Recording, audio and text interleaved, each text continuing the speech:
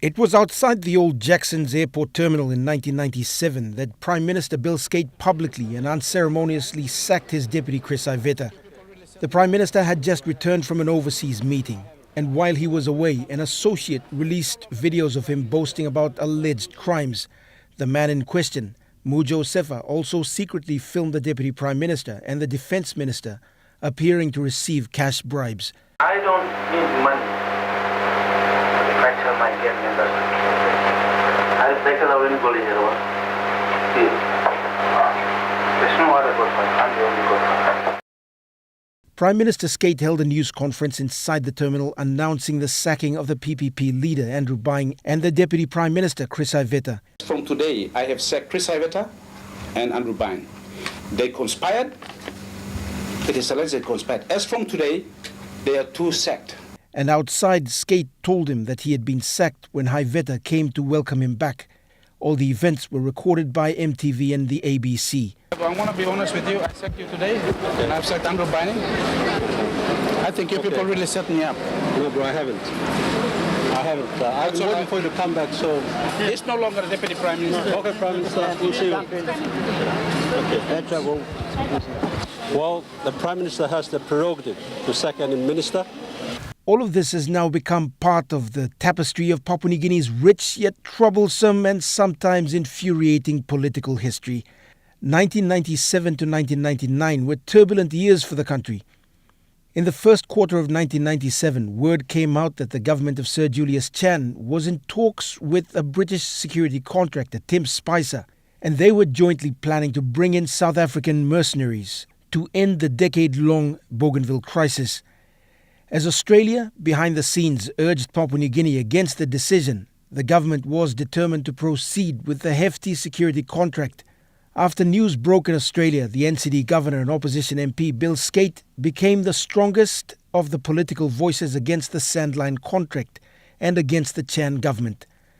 Behind the scenes, NGOs led by the Melanesian Solidarity Group formed an alliance with other stakeholders and politicians. At Murray Barracks, the PNG Defence Force commander Jerry Singerok issued instructions for Sandline mercenaries who'd been sent to Wewak to be disarmed and placed under arrest. Singerok then went to NBC Radio and called for the Prime Minister to step aside. Over the following days, the tense situation escalated into riots in Port Moresby, and eventually the mercenaries, publicly humiliated, were expelled from the country. 1997 was also election year, with Sandline still fresh in the minds of voters. Key political leaders lost their seats, including Prime Minister Sir Julius Chan. When Parliament met after the elections, Bill Skate was voted into office as Prime Minister. But Skate's term in office was plagued with a host of problems, economic and political, including allegations of bribery and corruption.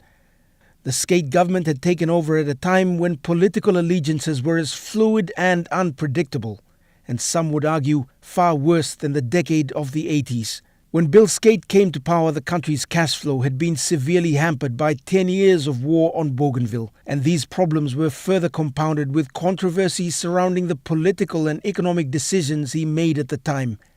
And one of those decisions was to employ former World Bank head of PNG, come consultant Dr. Piruz Hamidian Rudd, on a 7 million kina contract. The opposition was furious, and they traded blows both inside and outside of Parliament.